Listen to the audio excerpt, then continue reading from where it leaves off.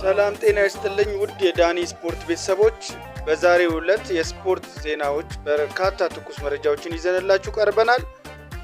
የአርሰናል የዋንጫ ጉዞና የሚካኤል አርቴታ አዲስ ስጋት፣ በቼልሲ የተፈጠረው ትርምስና የሊያም ሮዝነሬር መባረር፣ የማንቸስተር ዩናይትድ የዝውውር እንቅስቃሴና የኮቢ ማይኑ አዲስ ኮንትራት የሚሉት ዜናዎችን ወይም መረጃዎችን ይዘንላችሁ ቀርበናል።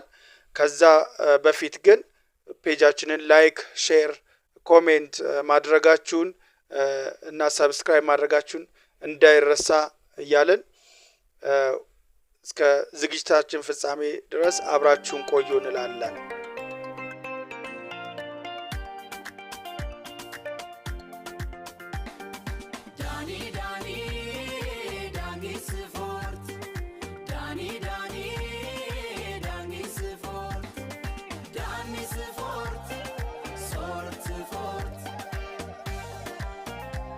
ወደ ዝርዝር መረጃችን ስናልፍ የአርሰናል በሊጉ አናት ላይ ለ209 ቀናት ከቆየ በኋላ አሁን በማንቸስተር ሲቲ ተበልጦ ሁለተኛ ደረጃ ላይ ተቀምጧል። ምንም እንኳን ሁለቱንም ቡድኖች 70 ነጥብ ቢኖራቸው ሲቲ በጎል ብልጫ መሪነቱን ተረክቧል። ዋይኒ ሩኒ በሰጠው አስተያየት አርሰናል 1-0 በማሸነፍ አስተሳሰቡን ቀይሮ በብዙ ጎል ማሸነፍ ላይ ማተኮር አለበት ብሏል። ይህንንም ሲያብራራ አርሰናል በዚህ የውድድር ዘመን ካሸነፋቸው ጨዋታዎች መካከል 48% ወይንም ደግሞ 10 ጨዋታዎችን በአንድ ጎል ልዩነት ብቻ ነው ያሸነፋቸው ማለት ነው። ስለዚህ ለቀጣዩ በዚህ አይነት ከቀጠለ በጎል ልዩነት የሚሸነፍበት እድል ሰፊ ስለሆነ አጫዋቱን መቀየር አለበት ሲል አስተያየቱን ሰጥቷል ማለት ነው። ወደ ቸልሲ ቤት ስንሄድ በለንደኑ ክለብ ቸልሲ ቤት በሁኔታዎች እየተባባሱ መጥተዋል። አሰልጣኝ ሊያም ሮዝነሬር ለ107 ቀናት ብቻ ከቆዩ በኋላ ከኃላፊነታቸው ተነስተዋል፣ ተባረዋል ማለት ነው።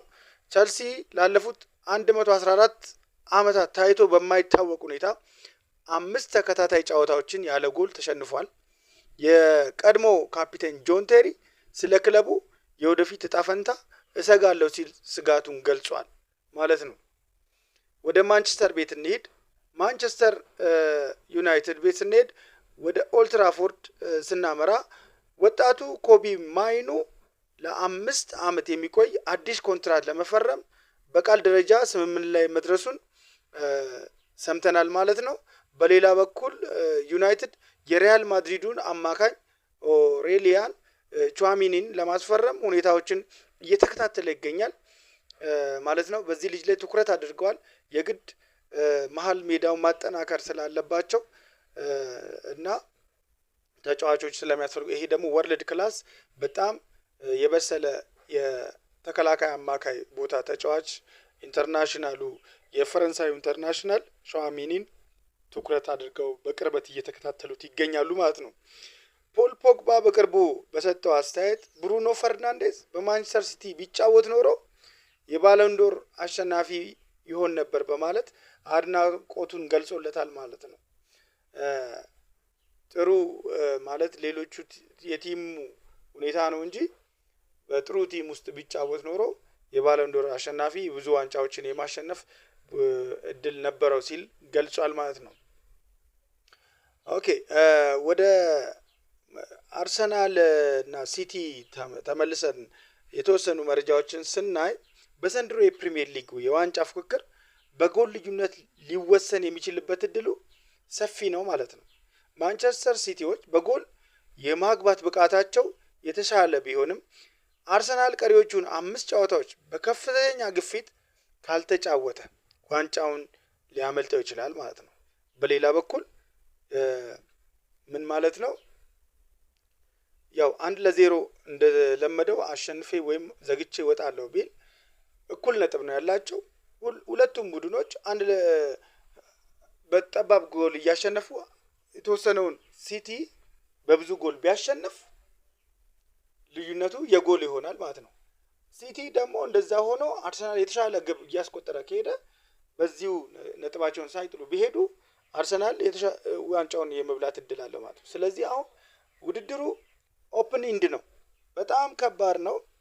ስለዚህ ጨዋታውን አርሰናል ቀይሮ በማጥቃትና ማጥቃት ብቻ ከዚህ በኋላ ምንም አይመጣምና ማሸነፍ ብቻ አይጠበቅበትም፣ ብዙ ጎልም ማስቆጠር ስለሚጠበቅበት በዛ አይነት መልኩ መቀየርና መጫወት አለበት ማለት ነው። በሌላ በኩል ቸልሲ አለመረጋጋት ውስጥ ነው ያለው። ይሄ አለመረጋጋቱ ደግሞ ለሌሎች ክለቦች ለምሳሌ እንደ ሊቨርፑል ላሉት የቻምፒየንስ ሊግ እድልን እያሰፋላቸው ይገኛል ማለት ነው። እሱ በተሸነፈ ቁጥር ሊቨርፑል በቻምፒየንስ ሊግ ውድድር ፉክክር ውስጥ የመቆየት እድሉ እየሰፋ የሚመጣበት ሁኔታ ነው ያለውና ይሄ ሁኔታ ደግሞ የሚቀየር አይመስልም። ሊቨርፑል እና ማንቸስተር ዩናይትድ በቻምፒየንስ ሊግ የምናያቸው ይመስለናል ማለት ነው። ለዛሬ ያዘጋጀውላችሁ የስፖርት መረጃ እነዚህን ይመስሉ ነበር። እናንተስ የአርሰናል የዋንጫ እድል ምን ይመስላል? ምን ይመስላችኋል? ቸልሲስ ቀጣዩ አሰልጣኝ ማን ሊሆን ይሻላል ብላችሁ ታስባላችሁ? አስተያየታችሁን በኮሜንት መስጫው ላይ አስፍሩልን። ቪዲዮን ከወደዳችሁ ላይክ ማድረጋችሁን፣ ሌሎች እንዲደርሳቸው ደግሞ ሼር ማድረጋችሁን አትርሱ። ሰላም ቆዩ።